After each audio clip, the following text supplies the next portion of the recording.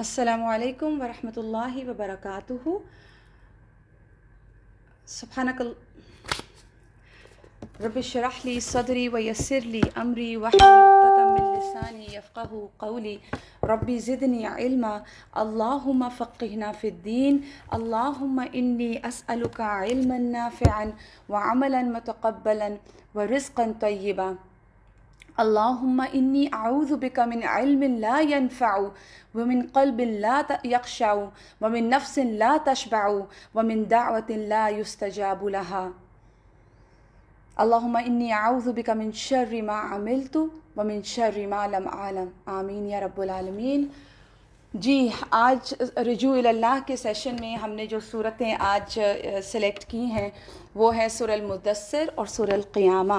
29ویں پارے کی یہ دو صورتیں ہیں اور اس کا بھی بیسکلی جو سورہ المدثر ہے اس کا مرکزی مضمون جو ہے وہ دعوت اللہ ہے. اور جو رجوع اللہ کی سیریز تھی، ساری سیشن تھا ہمارا، اس میں ہم نے تمام وہ کام ٹارگٹ کرنے کی کوشش کیے، وہ کام کور کرنے کی کوشش کیے جو قرآن ہمیں بتاتا ہے اور جو اللہ کی رضا کے ہیں، جن سے اللہ کے ساتھ انسان کا تعلق بلٹ اپ ہوتا ہے. تو سورہ المدثر شروع کرتے ہیں اور سورہ المدثر میں دعوت اللہ کے بارے میں بتایا جائے گا. بسم اللہ الرحمن الرحیم. یا ایھا المدثر، اے اوڑھ لپیٹ کر لیٹنے والے، قم کھڑے ہو جاؤ، فانذر اور خبردار کرو. یعنی اب قرآن مکمل ہو رہا ہے، آپ کا یہ سیشن مکمل ہو رہا ہے. اس سیشن کو مکمل کرنے کے بعد نیندیں پوری کرنا یا ریلیکس کرنا ہمارا مقصد نہیں ہونا چاہیے. اس سیشن کے بعد ہمارا مقصد کیا ہونا چاہیے کہ جو ہم نے محسوس کیا، جو ہم نے پڑھا، جو ہم نے دیکھا، جس طرح کا ہمارا تعلق اللہ رب العزت کے ساتھ بنا، وہ تعلق ہم کوشش کریں کہ لوگوں کا بھی ڈیولپ ہو، ہمارے بچوں کا وہ تعلق ڈیولپ ہو، ہمارے گھر والوں کا وہ اللہ سبحانہ تعالیٰ سے تعلق ڈیولپ ہو. تو یہ ٹارگٹ ہونا چاہیے ہمارا، اور جس تک پہنچا سکیں اس پیغام کو پہنچائیں. تو ان آیات کا تھوڑا سا پس منظر دیکھتے ہیں. اصل میں وہی جو تھی آپ صلی اللہ علیہ وآلہ وسلم پر سب سے پہلی جو وحی آئی وہ غار حرا میں نازل ہوئی. سورہ العلق کی ابتدائی 5 آیات آئیں اور ان آیات میں آپ جیسے جانتے ہیں اقرأ بسم ربک الذی خلق، کہ اپنے رب کے نام سے پڑھیے. تو رب کا تعارف کروایا گیا کہ وہ خالق کائنات ہے، اس نے آپ کو پیدا کیا، اسی نے یہ فرشتہ نازل کیا. اور آپ یہاں پر جو پہلی وحی آئی اس میں آپ صلی اللہ علیہ وآلہ وسلم کو تبلیغ کے بارے میں کوئی حکم نہیں دیا گیا کہ آپ پر اب کیا ذمہ داری پڑنے والی ہے، آپ کو فیوچر میں کیا کرنا ہے. نہیں، بس یہ کہا گیا پڑھو اپنے رب کے نام کے ساتھ جس نے تمہیں پیدا کیا، وہ خون کے جمی ہوئی پھٹکی سے پیدا کیا.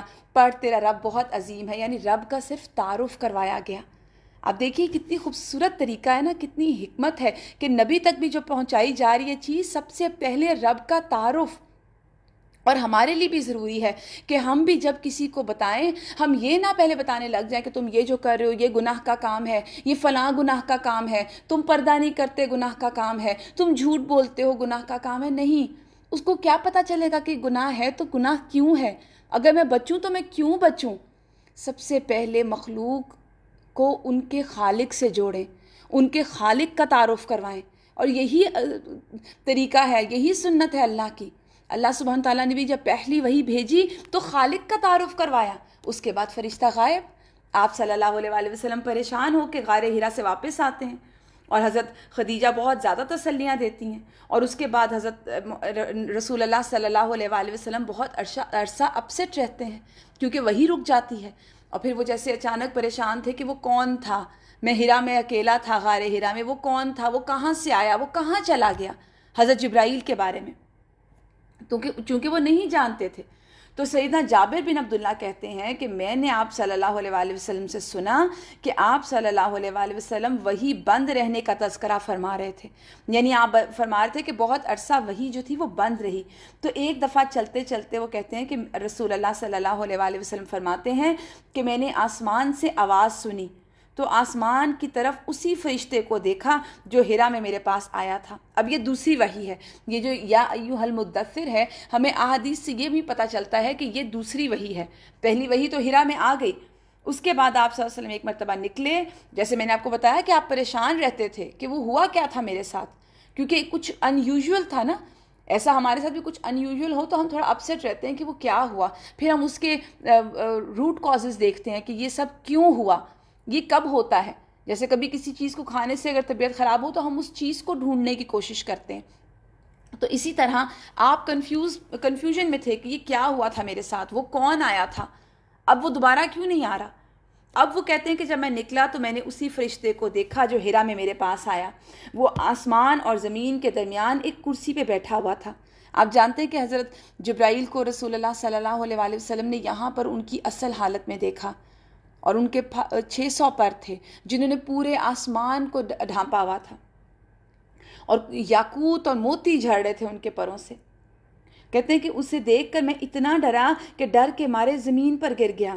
پھر اپنے گھر آیا تو کہا مجھے کمبل اڑا دو، مجھے کمبل اڑا دو، زمبلونی زمبلونی. چنانچہ مجھے کمبل اڑا دیا گیا.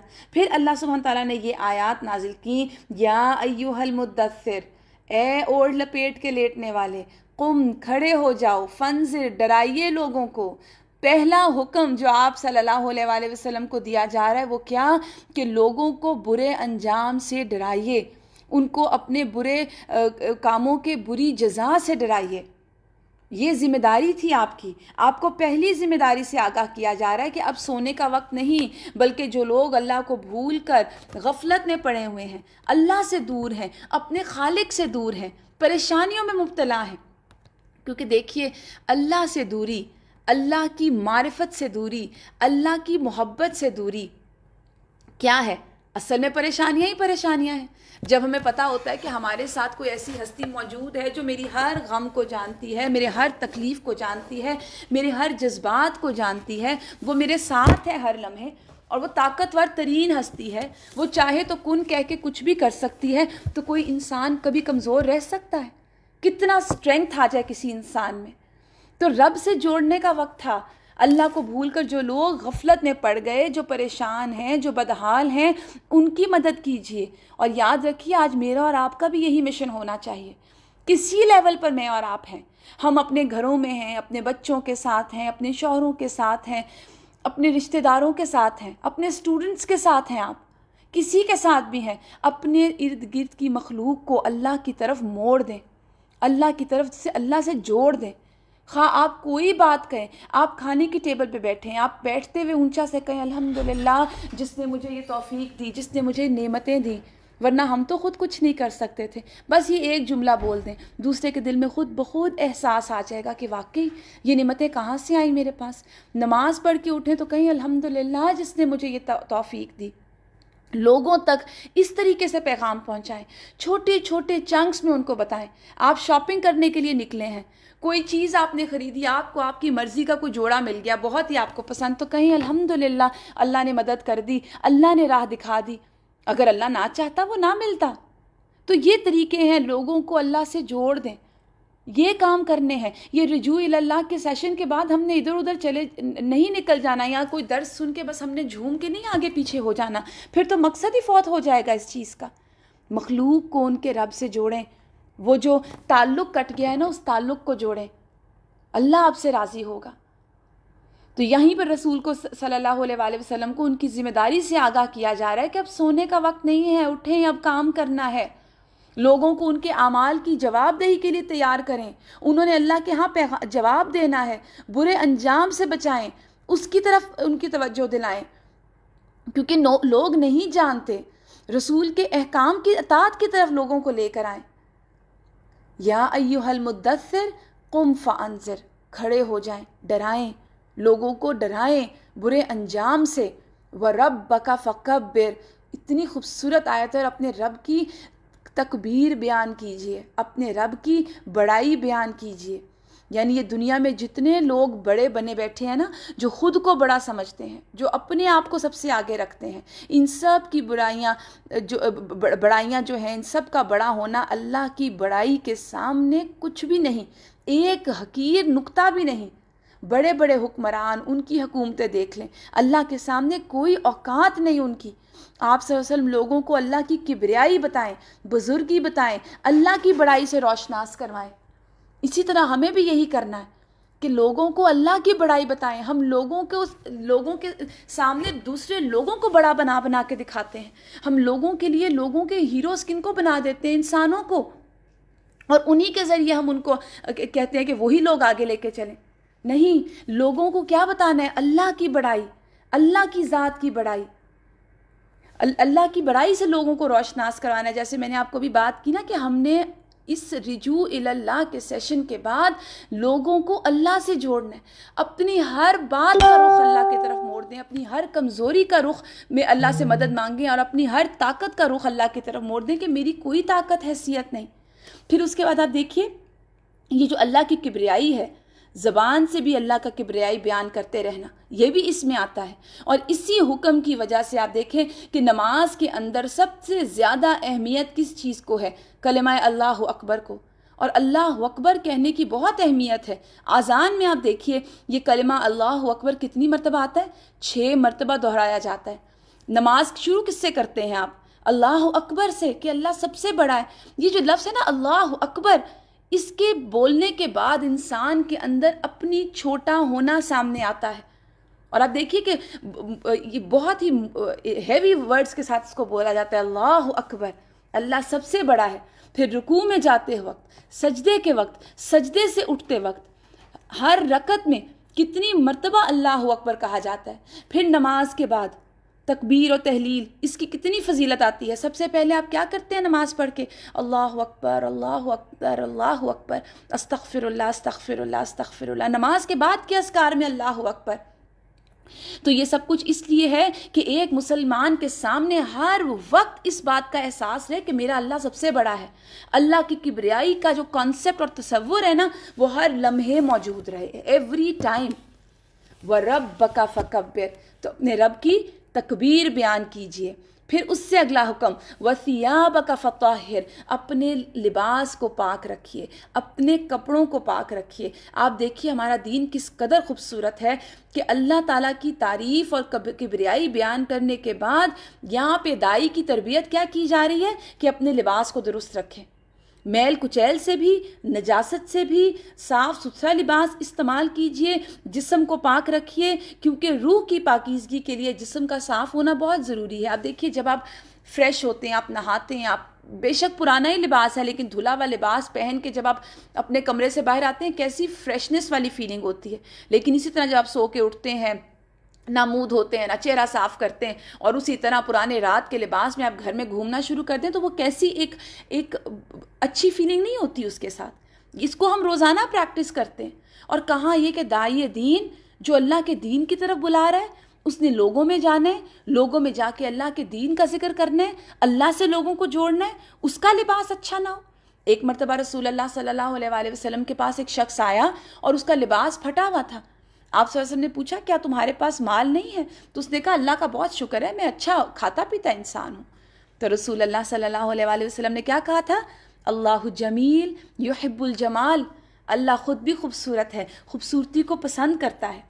تو یہ جو آیت ہے نا، یہ جو راہبوں کا ایک تصور ہمارے ذہن میں آتا ہے نا کہ جو انسان جتنا گندا ہے وہ اتنا صوفی ہے، وہ اتنا اللہ کے قریب ہے، جتنا گندا اور میلا ہے وہ اللہ کے ہاں محبوب ہے، جتنا انسان کم خرچ کرے اپنے اوپر وہ اتنا ہی مقدس ہو جاتا ہے. ایسا نہیں ہے. دین ہمیں کہیں اچھا لباس پہننے سے منع نہیں کرتا. امام مالک کے بارے میں آتا ہے کہ ان کے پاس روزانہ ایک نیا اور قیمتی ترین لباس ہوتا تھا. وہ اس کو روز صدقہ کرتے تھے اور اگلے دن پھر ایک نیا لباس اللہ تعالیٰ ان کو عطا کرتے تھے، وہ پہنتے تھے. تو لباس کا پہننا، صاف ستھرے اور اچھے لباس کا پہننا، اور اپنے آپ کو پریزنٹیبل اور اچھا بنا کے لوگوں کی گیدرنگز میں جانا، اور اسپیشلی جہاں آپ دین کی دعوت دینے جا رہے ہیں وہاں آپ اگر اچھا لباس پہن کے جاتے ہیں تو یہ منع نہیں ہے، یہ تو اللہ کا حکم ہے. کہا گیا اپنے کپڑوں کو صاف رکھیے. اور ضروری نہیں کہ اس لباس میں بہت ہی مہنگا برانڈڈ ڈیزائنر لباس ہو، جو بھی لباس آپ پہنیں وہ مناسب اور صاف ستھرا ہو. اسلام کے اندر، اسلام میں تو بہت زیادہ جسم اور لباس کی صفائی کی اہمیت کو اجاگر کیا گیا ہے. وَثِيَابَكَ فَطَهِّرْ. اب تیسرا دیکھیے حکم کیا آ رہا ہے کہ اپنے کپڑوں کو پاک رکھیے. وَالرُّجْزَ فَاهْجُرْ. اور گندگی کو چھوڑ دیجئے، گندگی سے دور رہیے۔ یہاں رجس سے مراد کیا ہے؟ میل کچیل، گندگی اور نجاست بھی، اور پھر دل کی نجاست بھی، دل کی گندگی بھی۔ وہ کیا چیز ہے؟ اس کا اطلاق جو ہے وہ تمام شیطانی وسوسوں پر ہوتا ہے جو دل کے اندر ہوں، غیر اللہ پر ہوتا ہے، شرک بھی مراد ہو سکتا ہے، بتوں کی گندگی۔ تو یہ غیر اللہ سے متعلق ہو یا جسمانی ہو، ان سے دور رہیے۔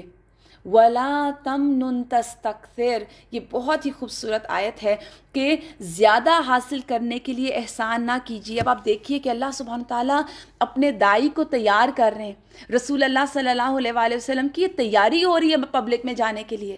یہ دوسری وحی ہے، پہلی وحی میں تو اللہ کا تعارف ہوا، اور اس میں یہاں پر آپ کو تیار کیا جا رہا ہے کہ اب آپ نے پبلک میں اپیئر ہونا ہے، آپ نے کیا کیا کرنا ہے۔ ایک تو سونا چھوڑیں، اب اپنے آپ کو طاقت میں لائیے، کھڑے ہو جائیں، اپنے رب کی تکبیر، اپنے لباس کی درستگی، اور اپنی گندگیوں کو، یہ گندگیوں کو ارد گرد جو آپ کے ماحول میں پھیلی ہوئی ہیں، ان سے اپنے آپ کو بچائیے۔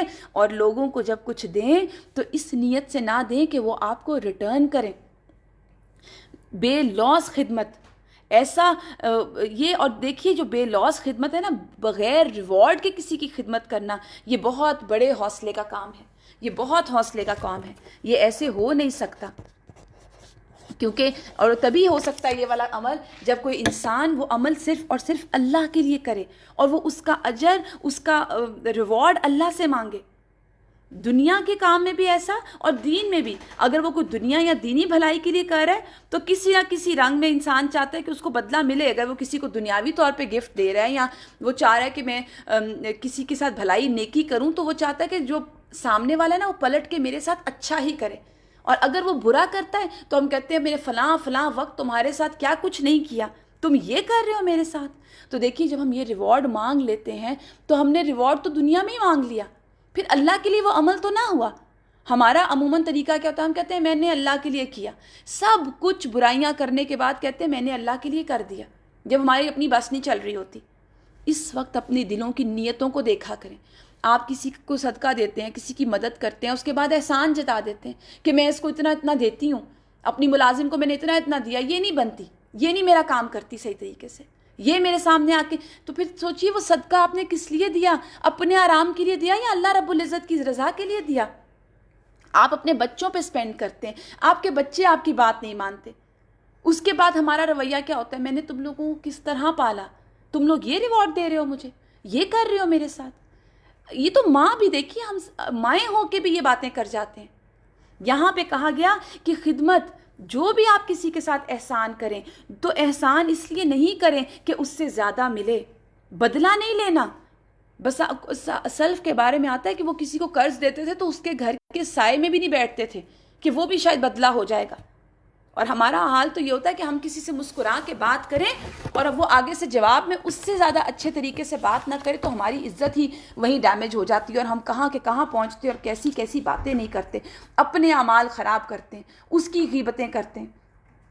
تو یہ جو نظریہ ہے نا، خالصتاً ہمیں خود غرض اور مادی نظریے سے دور کرتا ہے کہ جس عظیم مقصد کے لیے آپ صلی اللہ علیہ وآلہ وسلم کو تیار کیا جا رہا تھا نا، آپ داعی دین تھے، آپ نے دین کی طرف بلانا تھا، آپ نے پوری بنی نوع انسان کی ہدایت کرنی تھی، تو یہ آپ کی ٹریننگ کی جا رہی تھی کہ اب آپ احسان کریں گے، آپ لوگوں کو اچھی بات بتائیں گے، لوگ آپ کے ساتھ بیڈ ایٹیٹیوڈ کریں گے، آپ کو برے رویے سے نوازیں گے۔ آپ نے آگے سے یہ نہیں کہنا کہ اچھا میں یہ کر رہا ہوں تو تم نے یہ کیوں کیا۔ یہاں پہ سوچیے یہ چیز کیا ہے کہ دین کی تبلیغ یا اچھا اخلاق جب ہم اپناتے ہیں تو وہ کسی بھی فائدے، لالچ، غرض، معاوضے، طمع کے بغیر ہو۔ اور اس کے بعد آپ دیکھیے کہ یہ جو چیز ہے نا کہ آپ یہاں پر جو چیز سمجھنے کی ہے وہ یہ کہ جب دونوں طرح سے انسان کو دنیا میں بھلائیاں عطا ہوں گی، اس سے اس راہ میں آپ صلی اللہ علیہ وسلم کو جتنے بھی پرابلمز پیش آئیں، آپ ان کو خندہ پیشانی سے اللہ کی رضا کی خاطر آپ کو برداشت کرنا ہے، آپ کو برداشت کرنا ہوگا، اور اللہ تعالیٰ اسی برداشت کا اجر عطا فرمائے گا۔ آپ دیکھیے ہمارا حال پھر اس کے مقابلے میں کیا ہے۔ ہم تو نبی کی امت ہیں، اور آپ دیکھیے نبی جو ہوتے ہیں وہ نبی کے وارث کون ہوتے ہیں؟ علماء، جو دین پہنچانے والے ہیں۔ اور آج اگر ہمارا یہ حال ہو گیا کہ ہم کسی کو ایک آیت سکھاتے ہیں یا دین کی کوئی ایک بات سمجھاتے ہیں اور وہ آگے سے ہمیں تھوڑا سا بیڈ یا تھوڑا سا اگنور کرنے والا ایٹیٹیوڈ دیتا ہے تو ہم کہتے ہیں اس کو تو دوبارہ بتانا ہی نہیں. کیونکہ دیکھیے ہم اپنی عزتوں کی حفاظتیں کر رہے ہیں نا, ہم اللہ کے دین کی حفاظت تو کر ہی نہیں رہے. تو یہاں پر یہ چیز سیکھنے والی ہے, وَلَا تَمْنُن تَسْتَكْثِرْ, زیادہ حاصل کرنے کے لیے احسان نہ کیجیے, اپنی ذات کو نکال دیجیے. وَلِرَبِّكَ فَاصْبِرْ, اپنے رب کی خاطر صبر کیجیے, اپنے رب کے لیے صبر کیجیے, اپنے رب کے لیے روک لیجیے. کوئی بات نہیں, رب کے لیے تھوڑی سی بے عزتی برداشت کرنی پڑی, کر لیجیے, اللہ عزتیں دے گا. اللہ کے ہاتھ میں ہے عزتیں, ساری عزتیں اس کے ہاتھ میں ہے, وہ مالک ہے عزتوں کا اور ذلتوں کا. پھر فرمایا فَإِذَا نُقِرَ فِي النَّاقُورِ, اور جس دن سور میں پھونک دیا جائے گا, فَذَلِكَ يَوْمَئِذٍ يَوْمَ عَسِيرٌ, اور وہ کافروں کے لیے آسان نہ ہوگا وہ دن. عَلَى الْكَافِرِينَ غَيْرَ يَسِيرٌ, وہ دن جو ہوگا وہ بڑا مشکل ہے. جب سور میں پھونک ماری جائے گی تو یہ بڑا مشکل دن ہوگا. ہم پڑھ چکے ہیں نا سور میں کس طرح پھونک ماری جائے گی اور پھر کیا ہوگا. اور اس کے بعد فرمایا کافروں کے لیے دن آسان نہ ہوگا. یہ کافروں کو اسپیشلی مینشن کیا گیا, اور اس لیے کہ جس دن سور پھونکا جائے گا, قیامت آئے گی, کافر تو اس کے لیے دنیا میں تیار ہی نہیں تھے. انہوں نے تو کبھی مانا ہی نہیں تھا کہ یہ دن آئے گا, اور جب وہ آ جائے گا تو وہ سخت گھبراہٹ میں مبتلا ہو جائیں گے. اور واضح بات یہ ہے کہ مومنوں کے لیے دن سخت نہیں ہوگا. اور مومنوں کا یہاں پر ذکر اس لیے بھی نہیں کیا گیا کہ اس دن کے آنے سے پہلے مومنوں کو اٹھا لیا جائے گا, جیسا کہ حدیث میں آتا ہے. مسلم کی حدیث میں بڑی ہی کلیئرلی بات آتی ہے, لا تقوم الساعة الا على شرار الخلق, یعنی قیامت صرف بدترین لوگوں پر قائم ہوگی. استغفر اللہ, یعنی قیامت کے وقت جو لوگ ہوں گے وہ بدترین مخلوق ہوں گے. پھر اس کے بعد علی الکافرین غیر یسیر, اور کافروں کے لیے دن آسان نہیں ہوگا. اب اللہ سبحانہ تعالیٰ اس کے بعد کسی ایک انسان کا قصہ بیان کرتے ہیں, اور یہاں پر اللہ سبحانہ تعالیٰ نے نام نہیں لیا, لیکن جو تمام خصوصیات بتائی گئیں اس سے یہی پتہ چلتا ہے یہ قصہ ولید بن مغیرہ کا ہے. یہ رسول اللہ صلی اللہ علیہ وسلم کا بہت بڑا مخالف تھا, اور اللہ تعالیٰ فرماتے کیا, دیکھیے ذرنی ومن خلقت وحیدا, اللہ اکبر, مجھے چھوڑ دیجئے اور اس کو جس کو میں نے اکیلے پیدا کیا, یعنی مجھے اور اسے جسے میں نے اکیلے پیدا کیا, ہم دونوں کو چھوڑ دیں. اس کا مطلب یہ ہو سکتا ہے کہ جب وہ پیدا ہوا تو بالکل خالی ہاتھ پیدا ہوا, اس کے پاس کچھ نہ تھا, اللہ نے دیا جو دیا. دوسرا مطلب یہ کہ وہ اپنے باپ کا اکلوتا بیٹا ہے, اور پھر یہاں پہ مطلب یہ کہ وہ اپنے باپ کا اکلوتا بیٹا ہے. اس شخص کی مخالفت کی آپ مطلقاً پرواہ نہ کیجئے, اس کا معاملہ, اس کے ساتھ جو معاملہ کرنا ہے وہ مجھ پہ چھوڑ دیجئے. تو اللہ فرماتے ہیں ذرنی ومن خلقت وحیدا, مجھے اور اس کو اکیلا کر دیں, چھوڑ دیں میرا معاملہ اس کے ساتھ. اللہ اکبر. وجعلت له مالا ممدودا, میں نے اسے لمبا چوڑا مال عطا کیا. مال ممدودہ, مد کہتے ہیں کھینچنے کو, یعنی بہت زیادہ کثرت تھی اس کے پاس مال کی. پھر فرمایا وہ بنین شہودا, اور ہر وقت موجود رہنے والے بیٹے دیے. ومہدت لہ تمہیدا, اور ہر طرح کے لیے اس کی ریاست کی راہ ہموار کی. ولید بن مغیرہ ان آیات میں جس کے بارے میں بتایا جا رہا ہے, جیسے میں نے آپ کو بتایا کہ اللہ سبحانہ تعالیٰ نام نہیں لے رہے, نام لے کے مینشن نہیں کر رہے, کیونکہ یہ کردار تو کسی میں بھی ہو سکتا ہے. کردار بتایا گیا کہ آپ اس شخص کو چھوڑ دیں جس کو اللہ تعالیٰ نے کیا دیا, ہر بن امیہ کی وفات کے بعد قریش کی قیادت اس کے ہاتھ میں آئی. یہ ابو جہل جو تھا اس کا چچا تھا, بہت صاحب مال تھا. اس کے 10 یا 12 کہتے ہیں جوان بیٹے تھے جو ہر وقت اس کے پاس موجود رہتے تھے. ان کو کمانے کی بھی کچھ فکر نہیں تھی, کیونکہ اتنا مال تھا, اتنے ملازمین تھے کہ وہ تمام کام ملازمین کرتے تھے. اور اس کے بیٹوں کا کام کیا ہوتا تھا کہ وہ صرف اپنے باپ کے ارد گرد بیٹھ کے اپنی باپ کی محفل کو سٹرونگ دکھاتے تھے دنیا کو, صرف اپنی باپ کی مجلس کی شان بڑھاتے تھے. اور آپ جانتے ہیں ان کے بیٹوں میں کون تھے؟ خالد بن ولید انہی کے بیٹے تھے. خالد بن ولید کے والد کی ذکر ہو رہا ہے یہاں پر. اور خالد بن ولید کون ہے؟ جن کو سیف اللہ کہا گیا, جنہوں نے ایسے اپنی تلوار اللہ کی راہ میں چلائی, اسلام لا کر جنہوں نے کیسی کیسی خدمات انجام دی. تو یہاں پہ ان کے والد کا ذکر ہے کہ جن کو بیٹے دیے, اللہ نے مال دیا, اور بیٹے بھی کیسے جو ہر وقت حاضر رہتے تھے. دیکھیں بیٹے ہونا ویسے ہی بہت ایک انسان کی شان کی بات ہے، بہت سارے بیٹے، یہاں 10 بیٹے ہیں، اور کہاں یہ کہ وہ بیٹے کوئی کام نہ کریں اور وہ بس باپ کا بازو بن کے باپ کے ساتھ بیٹھیں، جدھر جائیں وہ باپ کے ساتھ جائیں. اس طرح کا اللہ نے اس کو لائف سٹائل دیا تھا. اور اس نے کیا کیا؟ اللہ کہتے ہیں ہم نے ہر ریاست کی راہ ہموار کی. پھر وہ طمع رکھتا ہے کہ میں اسے اور دوں. یعنی اس شخص کو اللہ کی مال و دولت کافی تھی، کافی عطا کیا، جو اللہ کے بیٹے، اور اللہ نے اس کو بیٹے دیے، ریاست دی، لیکن کبھی حرف شکر اس کی زبان سے نہیں نکلا، اور ہمیشہ کمی اور زیادہ مال کی حرص میں منہمک رہا. اور اگر رسول اللہ صلی اللہ علیہ وسلم اس کے سامنے جنت کی نعمتوں کا ذکر کرتے تھے تو اس کا طریقہ کیا تھا؟ یہ کہتا تھا کہ اگر یہ شخص اپنے کہنے میں سچا ہے، یعنی محمد، تو مجھے یقین ہے جیسا میں یہاں نعمتیں میں رہ رہا ہوں مجھے وہاں بھی نعمتیں ضرور ملیں گی، یعنی میں بہت اچھا ہوں، مجھے بہت کچھ ملے گا. وہ طمع رکھتا ہے کہ میں اسے اور دوں. اللہ سبحانہ تعالیٰ فرماتے ہیں کلا، ہرگز نہیں، نیور، انہو کان لآیاتنا عنیدا، وہ ہماری آیات سے عناد رکھتا ہے، دشمنی رکھتا ہے. یعنی ایک تو مطلب یہ ہے کہ وہ دشمنی رکھتا ہے، یعنی اس کے پیچھے جاتا ہے، ان کو مانتا نہیں، اس کے خلاف پلاننگز اور پلاٹنگز کرتا ہے. پھر فرمایا سأرہقہ صعودا، ہم اسے عنقریب ایک سخت چڑھائی چڑھائیں گے. اللہ تعالیٰ فرماتے ہیں ہم اس کو ضرور سخت چڑھائی چڑھائیں گے. مراد کیا ہے؟ یعنی سخت مشکل سے دوچار کیا جائے گا. دوسرا مطلب کیا ہے کہ آخرت میں عذاب دیا جائے گا.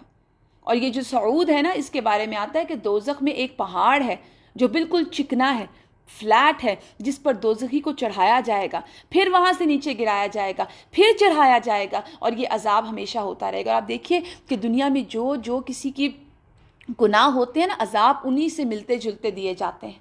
اس کا عذاب عمل کیا تھا؟ تکبر. تو وہی پہاڑ پہ چڑھ کے وہیں سے گرا کے لڑکایا جائے گا. اور پھر ہوا کیا تھا؟ اس کا اسلام نہ لانے کی وجہ کیا تھی؟ اس کی سرداری. اور اللہ تعالیٰ نے آگے پورا ایک منظر بیان کیا، اور آپ دیکھیے اس قدر خوبصورتی سے اور اتنا یہ ڈرانے والا انداز ہے جس طرح اللہ سبحانہ تعالیٰ نے اس کا یہ یہاں پہ منظر اس کا بیان کیا. اللہ تعالیٰ کہتے ہیں انہ فکر وقدر قتل کیف قدر. اللہ تعالیٰ فرماتے ہیں اس نے سوچا اور کچھ بات بنانے کی کوشش کی. ابھی ہم اس کو ڈسکس کرتے ہیں کون سی بات تھی. ثم قتل کیف قدر، خدا کی مار اس پر، کیسی بات بنانے کی کوشش کی. ثم نظر، پھر لوگوں کی طرف دیکھا. ثم عبس وبصر، پھر پیشانی سکیڑی، منہ بنایا. ثم ادبر واستکبر، اور پلٹا اور تکبر میں پڑ گیا. آپ یہ ایٹیٹیوڈ اور اس کا فیشل ایکسپریشنز تک اللہ نے یہاں بیان کیے کہ وہ بات بنانے میں اس نے کس طرح سے سوچا، کیا چہرے کے تاثرات تھے. تو اس کے اوپر ہم یہ دیکھتے ہیں کہ ولید بن مغیرہ جو تھا وہ خود بھی بہت سمجھدار تھا اور عربی کلام کا ماہر تھا، خود بھی قرآن سے کافی حد تک امپریس ہو چکا تھا. لیکن اب جو قریش کے سردار تھے نا، ان کو یہ بہت فکر تھی کہ کہیں اگر یہ مسلمان ہو گیا تو پھر قریشیوں کا کوئی ٹھکانہ نہیں رہے گا، لوگ بہت کثرت سے مسلمان ہو جائیں گے. تو اس کو اپنے پرانے دین پر قائم رکھنے کا جو بیڑا تھا نا، وہ ابو جہل نے اٹھایا. تو ولید بن مغیرہ کے بعد قریش کی جو پوری سیادت تھی یا پوری جو اونرشپ تھی وہ ابو جہل کے ہاتھ میں آئی. تو جب ابو جہل نے اسے سمجھایا کہ اگر وہ مسلمان ہو گیا تو اس کی سب عزت خاک میں مل جائے گی، قریش کی سیادت سے ہاتھ دھونا پڑے گا، تو وہ اسلام لانے سے رک گیا. اب کیا ہوا کہ ایک اور مسئلہ سامنے آ گیا کہ حج کا موسم قریب تھا. قریشی سرداروں کو یہ فکر ہوئی کہ اب لوگ حج کے موقع پر مکہ کے باہر سے آئیں گے، اور جب وہ مکہ کے باہر سے آئیں گے تو محمد صلی اللہ علیہ وآلہ وسلم تو ہمارے درمیان موجود ہیں، اور ان کو تو دعوت اسلام سے روکا نہیں جا سکتا، وہ تو ضرور سنائیں گے قرآن لوگوں کو. تو اس نے کیا کیا، یہ تمام سردار اس کے گھر اکٹھے ہوئے ولید بن مغیرہ کے ہاں. اور ولید بن مغیرہ نے ان سے خطاب کرتے ہوئے کہا اچھا تم لوگ اپنی تجاویز لاؤ، سارے اپنے اپنے آئیڈیاز پیش کرو. ان میں سے ایک کہنے لگا ہم آنے والے لوگوں کو کہیں گے کہ یہ شخص کاہن ہے. ولید کہنے لگا واللہ وہ کاہن نہیں ہے، اس کے کلام میں کاہنوں جیسی گنگناہٹ ہے، نہ قافیہ گوئی، نہ اس طرح کی بات کرنے کا طریقہ ہے، پھر وہ کاہن کیسے ہو سکتا ہے. دوسرے نے کہا، اب ایک اور سردار کہنے لگا ہم کہیں گے وہ پاگل ہے. ولید نے کہا واللہ وہ پاگل نہیں، ہم نے پاگلوں کو دیکھا ہے، اس کے اندر نہ پاگلوں جیسی دم گھٹنے کی کیفیت ہے، نہ الٹی سیدھی حرکتیں ہیں، نہ ان جیسی بہکی بہکی باتیں ہیں. آپ دیکھیے پورا یہ انفلوئنس ہو چکا تھا دین سے. تیسرے نے کہا ہم کہیں گے وہ شاعر ہے. اب ولید کہنے لگا وہ شاعر بھی نہیں، ہم سب چیزیں ہم جانتے ہیں، شاعری کے تمام رموز ہم جانتے ہیں، وہ شاعر بھی نہیں، اس سے بہرحال شعر بھی نہیں وہ کہتا. تب لوگوں نے کہا ہم کہیں گے کہ وہ جادوگر ہے. ولید نے کہا وہ جادوگر بھی نہیں، یہ شخص نہ جادوگروں کی طرح جھاڑ پھونک کرتا ہے نہ گرہ لگاتا ہے. آخر لوگوں نے جھنجھلا کے کہا کہ پھر تم ہی رائے پیش کرو. ولید کہنے لگا مجھے سوچ لینے دو. پھر اس نے اپنے ساتھیوں پر ایک بہت فاخرانہ نگاہ ڈالی، پھر اپنی ذرا پیشانی کو سکیڑا، تھوڑا سا اس کو موو کیا، اور پھر قرآن کے ساتھ بہت ہی کراہت کے ساتھ سوچنے لگا. پھر سوچتا رہا، جس کو اللہ سبحانہ تعالیٰ نے یہاں پہ مینشن کیا، کیا؟ ثم نظر ثم عبس وبصر ثم ادبر واستکبر. اس نے پیشانی موڑی، لوگوں کی طرف مڑا، منہ بنایا، پلٹا، تکبر کیا، اور پھر کیا رائے دینے لگا؟ اب کہتا ہے تم لوگ باہر سے آنے والوں سے یہ کہہ سکتے ہو کہ یہ شخص ایسا کلام پیش کرتا ہے جو ایسا جادو ہے کہ بھائی بھائی سے، باپ بیٹے سے، شوہر بیوی سے جدا ہو جاتا ہے، کنبے قبیلے میں پھوٹ پڑ جاتی ہے. اور پھر اس تجویز پہ تمام لوگ متفق ہو گئے. اور ولید بن مغیرہ پر قرآن کی حقیقت یاد رکھیے پوری طرح واضح ہو چکی تھی. وہ بہت زیادہ انفلوئنس ہو چکا تھا. وہ شاید دین لے بھی آتا، لیکن اس کے آڑے ساری اس کی سرداری اور اس کی دنیا آ گئی. اس کی دنیا نے اس کو نہیں بننے دیا، اس کی دنیا نے اس کی آخرت نہیں بننے دی، اس کی دنیا نے اس کو روک لیا، اور وہ پلٹا اور تکبر میں پڑ گیا. تو اب دیکھیے فقال ان ھذا الا سحر یؤثر. آخر کار بولا یہ کچھ نہیں، جادو ہے جو پہلے سے چلا آ رہا ہے، یہ تو ایک انسانی کلام ہے. سأصلیہ سقر. اللہ تعالیٰ کہتے ہیں ہم عنقریب اسے سقر میں جھونک دوں گا، میں سقر میں پھینکوں گا اس کو. اللہ فرماتے ہیں وما ادراک ما سقر. اور تم کیا جانو یہ سقر کیا ہے، دوزخ کیا ہے؟ نہ باقی رکھے گی نہ چھوڑے گی، لا تبقی ولا تذر. ہم بارہا پڑھ چکے ہیں کہ جہنم میں انسانوں کو موت نہیں آئے گی، صرف تکلیف ہی تکلیف ہوگی. اور یہ بات میں نہیں کہہ رہی، یہاں پر اللہ سبحانہ تعالیٰ خود اس کا ڈیٹیل بتا رہے ہیں کہ جہنم کیا ہوگی، نہ باقی رکھے گی نہ چھوڑے گی. لواحۃ للبشر. کھال کو جھلسا دینے والی، یعنی کھال نہیں، پٹھے، گوشت، رگیں، ہڈیاں سب گل جائیں گی. علیہا 19. اللہ فرماتے ہیں 19 کارکن اس پر مقرر ہیں. وما جعلنا اصحاب النار الا ملائکۃ وما جعلنا عدتهم الا فتنة الذین کفروا. اللہ نے فرمایا کہ یہ دوزخ کے جو کارکن فرشتے ہم نے بنائے ہیں نا، ان کی تعداد کو کافروں کے لیے ہم نے فتنہ بنا دیا. یہ کافروں کے لیے فتنہ کیا تھا؟ دیکھیے یہ لوگ مذاق اڑاتے تھے. بعض علماء کہتے ہیں کہ جہنم میں مجرموں کو عذاب دینے کے لیے 19 قسم کے یہ فرشتے جو ہوں گے، ان کی فرشتوں کی سرکردگی میں ان کو سزائیں دی جائیں گی. تو فرشتوں کی قوت کا اندازہ لگانا ہمارے لیے بہت مشکل ہے. یاد رکھیے ایک فرشتہ وہ کام کر سکتا ہے جو لاکھوں آدمی مل کر بھی نہیں کر سکتے. ٹھیک ہے، جیسے مثال کے طور پر ملک الموت جو ہے، ان کے بارے میں کیا ہے، وہ لاکھوں آدمیوں کی جان ایک وقت میں نکال سکتے ہیں، مگر کسی عورت کے پیٹ میں بچے کے اندر جان نہیں ڈال سکتے. ہر فرشتے کا اپنا اپنا کام ہے. اسی طرح جبرائیل علیہ السلام کا کام کیا تھا؟ وہی تو لا سکتے تھے مگر بارش نہیں لا سکتے تھے. ہر فرشتے کا اپنا اپنا کام ہے، ہر فرشتے کی اپنی ایک طاقت ہے. اللہ سبحانہ تعالیٰ نے یہاں پر 19 فرشتوں کا ذکر فرمایا جو جہنم پر موجود ہوں گے. دوزخ پر 19 فرشتوں کے جو مقرر کرنے کی بات تھی نا، یہ مشرکین کے لیے فتنہ بنا دی گئی. اور یہ کیا مراد ہے کہ مشرکین ہنستے تھے، مذاق کرتے تھے کہ ہم تو ہزاروں لاکھوں کی تعداد میں ہیں، پھر اگر ہمارے لیے جہنم کے عذاب کی بات درست ہوئی تو یہ 19 ہمارا کیا بگاڑ لیں گے، یعنی ہم تو ہزاروں ہیں، 19 کو مل کر تو ہم مقابلہ کر لیں گے. ابو جہل کے بارے میں آتا ہے، اس نے کہا کہ ایک ایک کو تم لوگ سنبھال لینا، باقی کے لیے میں کافی ہو جاؤں گا. ایک پہلوان ٹائپ آدمی کہنے لگا کہ ان میں سے 17 کو میں سنبھال لوں گا، 2 سے تم لوگ نمٹ لینا. اس پر یہ آیت نازل ہوئی کہ تمہاری سوچ بالکل غلط ہے، یہ دروغے، یہ فرشتے تو 19 ہیں مگر وہ آدمی نہیں ہیں، فرشتے ہیں. فرشتوں کی طاقت کیا ہوتی ہے، ان کی قوت کیا ہوتی ہے. حضرت جبرائیل کے بارے میں آپ جانتے ہیں نا کہ انہوں نے قوم لوط کو اپنے پر کی ٹپ پہ اٹھایا تھا، پوری قوم کو ہوا میں لے جا کے پلٹا کے پٹخا کے مارا تھا تو وہاں بحر احمر نکل آیا، جس کو آپ آج ڈیڈ سی کہتے ہیں. تو وہ یہاں پہ یہی بات کی گئی کہ فرشتوں کی طاقت کو یہ نہیں جانتے.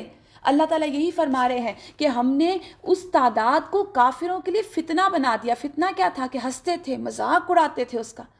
کیوں؟ تاکہ اہل کتاب کو یقین آ جائے اور ایمان لانے والوں کا ایمان اور بڑھ جائے اور اہل کتاب اور مومنین کسی چیز کے شک میں نہ رہیں.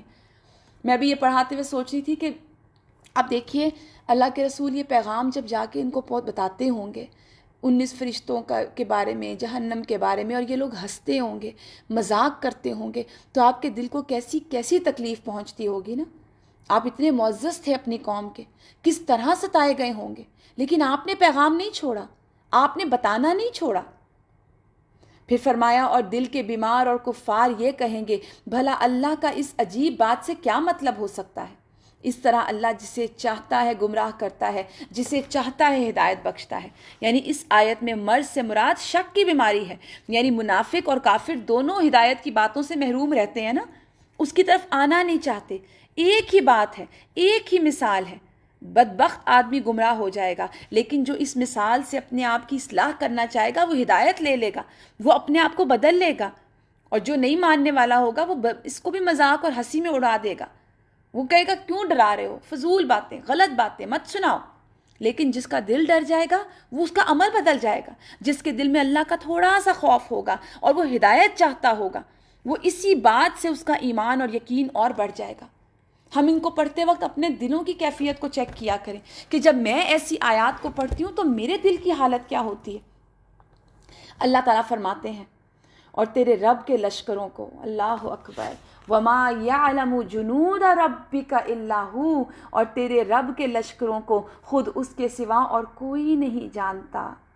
یہ اتنی زیادہ، اور اس بات کو پھر وہی گھوم پھر کے بات وہیں آتی ہے کہ اس بات کو تو ہم لوگ آج جتنا پریکٹیکلی سمجھ رہے ہیں شاید اس سے پہلے ہم نے کبھی سمجھا ہو کہ تیرے رب کے لشکروں کو اس کے سوا کوئی نہیں جانتا. یہ وہی رب ہے نا جس نے ابرہہ کا اتنا بڑا لشکر چھوٹی سی ابابیل کی چھوٹی سی کنکریوں کے نظر کر دیا تھا.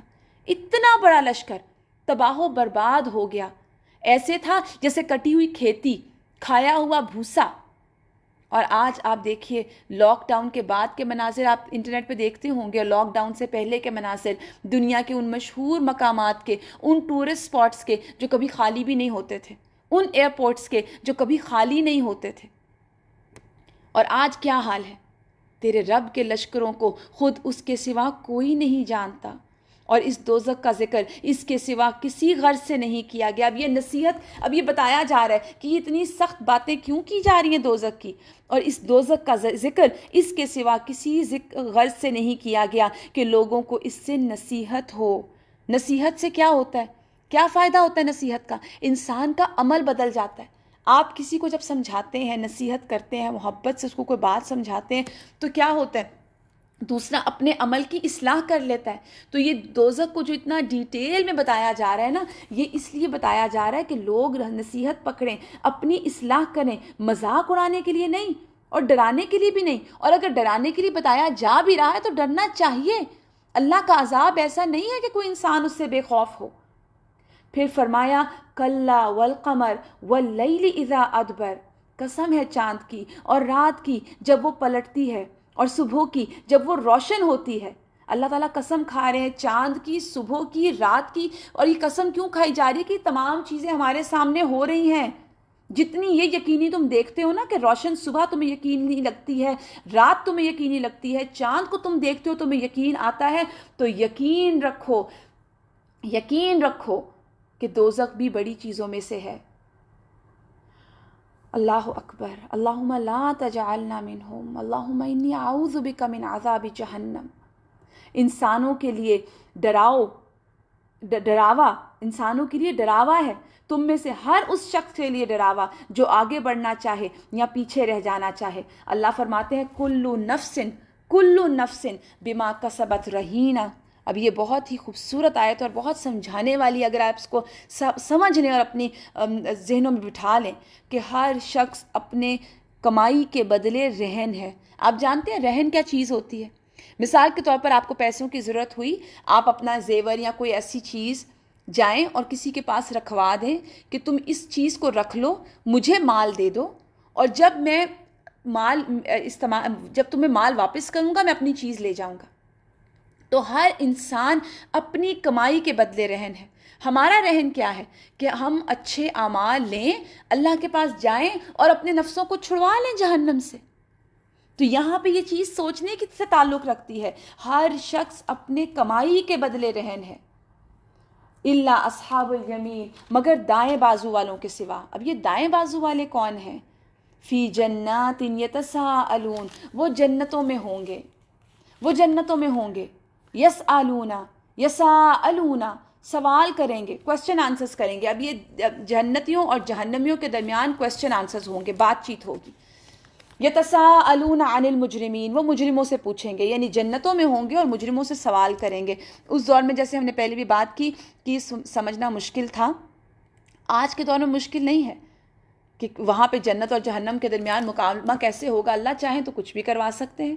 اب یہ مجرموں سے پوچھیں گے, ما سلککم فی سقر, تمہیں کیا چیز سقر میں لے آئی, کیا چیز تمہیں دوزخ میں لے آئی.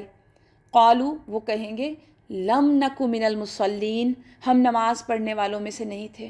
اللہ اکبر. نماز کون پڑھتا ہے؟ مسلمان پڑھتا ہے نا. جو کافر ہوتا ہے اس کا تو نماز سے کوئی تعلق ہی نہیں ہے. تو پہلا گناہ جو انسانوں کو جہنم میں لے کے جانے والا ہے قرآن کی روح سے, یہاں جو ہمارے سامنے آ رہا ہے ان آیات میں, وہ کیا ہے؟ لم نکو من المصلین, وہ نماز پڑھنے والے نہ تھے. نمبر 2 کیا ہے؟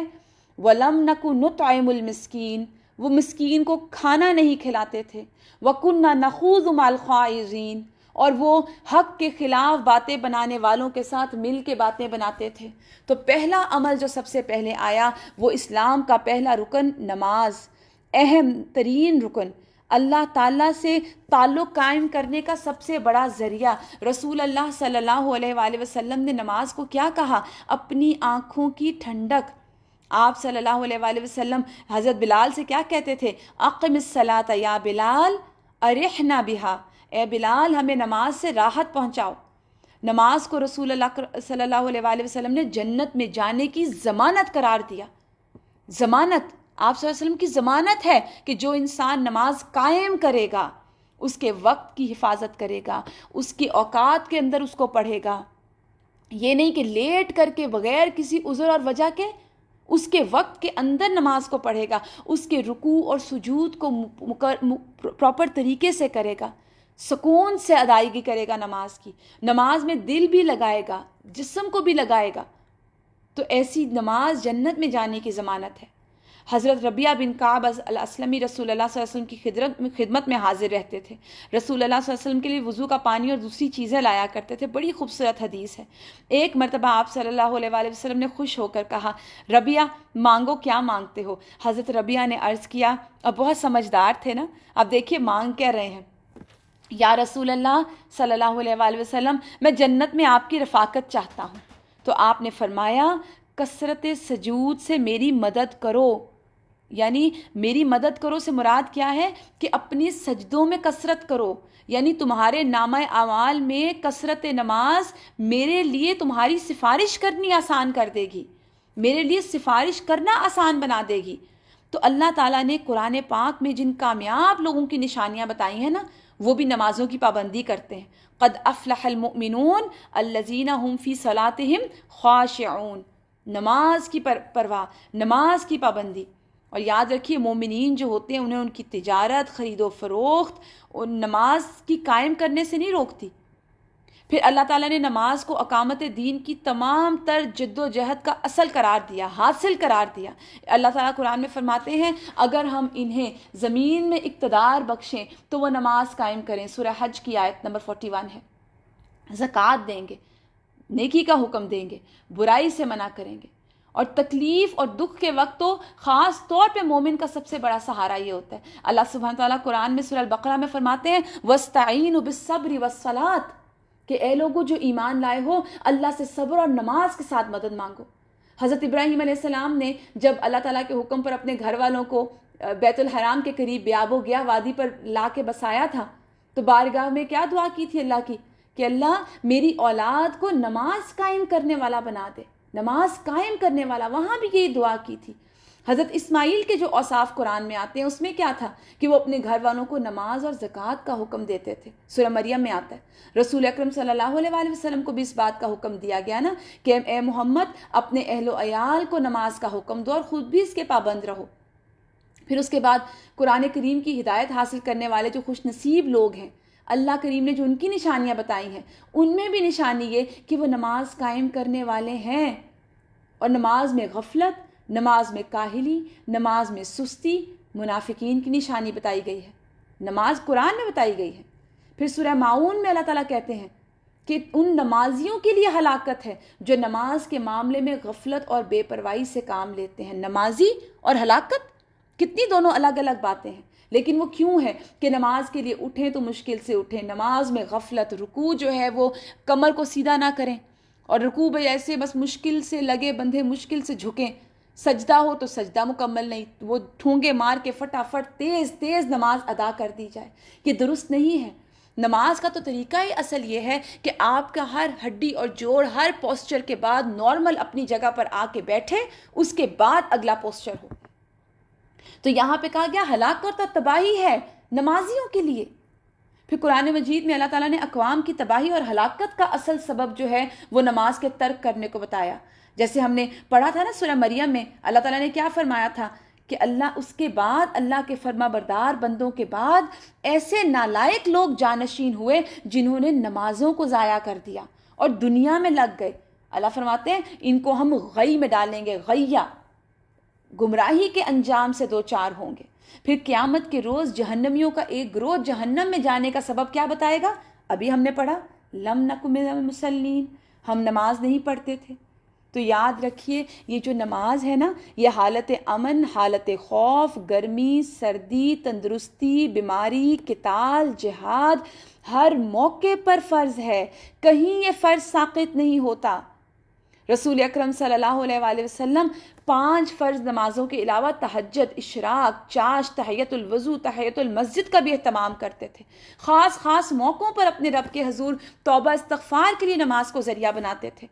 خسوف یا کسوف یعنی سورج گرہن، چاند گرہن ہوتا تو آپ مسجد میں دوڑتے، زلزلہ آندھی آتی تو آپ مسجد میں چلے جاتے، طوفان آتا تو آپ مسجد میں نماز کے لیے دوڑتے، فاقے ہوتے تو آپ مسجد میں جاتے نماز کے لیے. کوئی پریشانی، کوئی تکلیف ہوتی تو مسجد تشریف لے جاتے.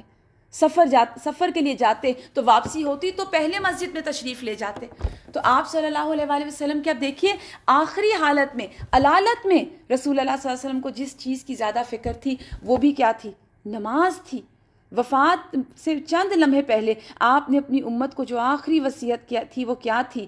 الصلاۃ الصلاۃ وما ملکت ایمانکم، یعنی مسلمانوں نماز اور اپنے غلاموں کا ہمیشہ خیال رکھنا. آج بھی اللہ کے نیک بندے جو نمازوں کی اتنی محبت اور حفاظت کرتے ہیں، کئی دفعہ آنکھوں دیکھا حال ہے کہ وہ اپنے ڈیتھ بیڈ پہ ہوتے ہیں اور اپنی نماز کے وقت میں ہوش میں آ جاتے ہیں. یہ کیسے ہو سکتا ہے؟ یہ تبھی ہو سکتا ہے جب اپنی زندگی میں نماز کو سب سے فرسٹ پریورٹی دی جائے. اور نماز کا ادا کرنا ایسا نہیں کہ جلدی جلدی آپ نے شروع کیا اور جلدی جلدی آپ نے بس سجدے رکوع کی اور نماز ادا ہو گئی. نہیں، تسلی سے، سکون سے. ہم پہلے بھی اس کا ذکر کر چکے ہیں کہ دیکھیں جس سے ہمیں جتنی محبت ہوتی ہے نا اس کے ساتھ ہم اتنا ٹائم سپینڈ کرنا چاہتے ہیں. تو نماز تو اللہ سے ملاقات ہے، اللہ کے قرب کا ذریعہ ہے. اپنی محبتوں کو ٹیسٹ کر لیں ادھر. اور پھر نماز کی فضیلتیں آپ جانتے ہیں نا کہ نماز گناہوں کی آگ کو ٹھنڈا کرتی ہے. حضرت انس بن مالک کہتے ہیں رسول اللہ صلی اللہ علیہ وآلہ وسلم نے فرمایا ہر نماز کے وقت اللہ تعالیٰ کا مقرر کردہ فرشتہ پکارتا ہے. کیا پکارتا ہے؟ لوگوں اٹھو، اس آگ کو بجھانے کے لیے اٹھو جسے تم نے اپنے گناہوں سے جلایا ہے. اور 5 نمازیں باقاعدگی سے ادا کرنے والا قیامت کے دن صدیقین اور شہداء کے ساتھ ہوگا. کتنی خوبصورت رفاقت ہے نا، کتنا خوبصورت ساتھ ہے کہ نماز کی پابندی کرنے والا قیامت کے دن سچوں کے ساتھ اور شہداء کے ساتھ اٹھے، ایسے لوگوں کے ساتھ اس کا انجام ہو. اور رات کی تاریکی میں حدیث میں آتا ہے اندھیرے میں مسجدوں کی طرف چل کے جانے والوں کو قیامت کے دن کامل روشنی کی خوشخبری دے دو. اور مسجد میں تو آنے والے اللہ جو نمازی ہوتے ہیں وہ اللہ کی ملاقاتی ہوتے ہیں. اب تو آج حالات ایسے ہو گئے کہ نمازوں کے لیے مسجدیں ہی ہم پر بند کر دی گئیں. ہمارے اپنے اعمال یا جو بھی کہہ لیں اس کو. اور بے نماز کا انجام حدیث ہمیں کیا بتاتی ہے؟ بہت ہی سخت حدیث ہے. نبی کریم صلی اللہ علیہ وآلہ وسلم نے ایک دن نماز کا ذکر کرتے ہوئے فرمایا جس شخص نے نماز کی حفاظت کی اس کے لیے نماز قیامت کے دن نور، برہان، نجات کا باعث ہوگی، اور جس نے نماز کی حفاظت نہ کی اس کے لیے نہ کوئی نور ہوگا، نہ برہان ہوگی، نہ نجات ہوگی. نیز قیامت کے روز اس کا انجام قارون، فرعون، حامان اور ابی بن خلف کے ساتھ ہوگا. اللہ اکبر. اللہم لا تجعلنا منہم. اللہ تعالیٰ ہمیں توفیق دے کہ ہم صحیح طریقے سے، صحیح رکوع اور سجود کے ساتھ ایسی نماز پڑھیں جو کہ اصل میں نماز کو قائم کرنا جس کو کہتے ہیں. اللہ تعالیٰ ہمیں بہترین نمازی بنائے. اور پھر یاد رکھیے اسلام اور کفر کے درمیان حد فاصل نماز ہے. مسلمان آدمی اور شرک کے درمیان یعنی کفر کے درمیان جو حد فاصل ہے وہ ترک نماز ہے. نماز سے غفلت میں کچھ سزائیں بھی ہیں. حدیث میں آتا ہے کہ خواب کی حدیث ہے کہ رسول اللہ صلی اللہ علیہ وسلم روایت کرتے ہیں کہ آپ صلی اللہ علیہ وآلہ وسلم نے فرمایا جو شخص قرآن یاد کر کے بھلا دیتا ہے اور فرض نماز پڑھے بغیر سو جاتا ہے اس کا سر پتھر سے کچلا جا رہا تھا. آپ نے اپنے خواب میں دیکھا. اور پھر قیامت کے روز حقوق اللہ میں سب سے پہلا نماز کا حساب ہوگا. ان اول ما یحاسب به العبد یوم القیامت. اور قیامت کے دن پہلا حساب، سب سے پہلی چیز جس کا حساب لیا جائے گا عمل ہی الصلاۃ، نماز ہوگا. پھر اگر وہ اس میں نکل گیا، نماز سنت کے مطابق ہوئی، درست ہوئی تو بندہ کامیاب ہو جائے گا. اگر نماز خراب ہوئی تو ناکام اور نامراد ہوگا. اور اب نماز کیسی ہونی چاہیے؟ رسول اللہ صلی اللہ علیہ وآلہ وسلم نے فرمایا اصلی کما رأیتمونی اصلی. نماز اس طرح ادا کرو جس طرح مجھے ادا کرتے ہوئے دیکھتے ہو. اس کے لیے ضروری ہے کہ آپ ایک کتاب ملتی ہے دارالسلام کی نماز نبوی، وہ خرید لیجئے، یا اقبال کیلانی کی کتاب ہے نماز کے مسائل، وہ خریدیے. بہت ہی بریفلی اور تمام احادیث کے ریفرنسز کے ساتھ اس میں نماز کا پراپر طریقہ بتایا گیا ہے. کوشش کیجئے کہ اس کو پڑھیے اور اس کے ساتھ اپنے نمازوں کی اصلاح کیجئے. کیونکہ یہاں پر ہم نے بہت سخت آیت پڑھ لی کہ جہنمی اور جنتی آپس میں کویسچن آنسرز کریں گے تو جنتی پوچھیں گے ان سے ما سلککم فی سقر. وہ کہیں گے قالوا لم نک من المصلین، ہم نماز پڑھنے والوں میں سے نہیں تھے، ہم نمازیں نہیں پڑھتے تھے. اور آپ دیکھیے کہ وہ کہیں گے کہ ہم دوسری چیز وہ کیا ہے، ہم مسکین کو کھانا نہیں کھلاتے تھے. یاد رکھیے کھانا کھلانا، پانی پلانا، کسی کی ضیافت کرنا، کسی کو کھانے کی کوئی چیز دینا، یہ جنت میں لے جانے والے کاموں میں سے ہے. حضرت صلی اللہ علیہ وآلہ وسلم سے پوچھا گیا کون سا اسلام سب سے افضل ہے؟ فرمایا کہ تم کھانا کھلاؤ اس کو بھی جس کو تم سب سے افضل اسلام کون سا ہے؟ فرمایا کہ تم کھانا کھلاؤ اور جس کو پہچانتے ہو اس کو بھی، اور جس کو نہیں پہچانتے اس کو بھی سلام کرو. پھر اس کے بعد آپ دیکھیے ایک اور حدیث میں آتا ہے اطعموا الطعام وافشوا السلام تورثوا الجنان، کہ کھانا کھلاؤ، سلام کرو، تم جنتوں کے وارث بنا دیے جاؤ گے. جنتوں کے وارث، چھوٹا سا کام ہے. کھانا جو بناتے ہیں اس میں کسی مسکین کو شریک کر لیں. کھانا کھلانا مساکین کو جنت میں لے جانے والے کاموں میں سے ہے. اور پھر اس کے بعد دین کے معاملے میں خامخواہ کی باتیں بنانا، حق کے خلاف باتیں بنانے والوں کے ساتھ ہم مل کر باتیں بناتے تھے. دین والوں کا مذاق، ان پر باتیں کسنا، ان کو برے برے جملے ادا کرنا ان کے لیے، یہ بھی اللہ کو پسند نہیں ہے. اور فرمایا وَكُنَّا نَخُوضُ مَعَ الْخَائِضِينَ وَكُنَّا نُكَذِّبُ بِيَوْمِ الدِّينِ حَتَّى آتَانَا الْيَقِينَ. ہم یہ سب کرتے رہے یہاں تک کہ ہمارے سامنے یقین آ گیا، یعنی وہ یقینی خبر آ گئی، موت. اور پھر کیا ہوا؟ اس وقت سفارش کرنے والوں کی کوئی سفارش ان کے کام نہیں آئے گی.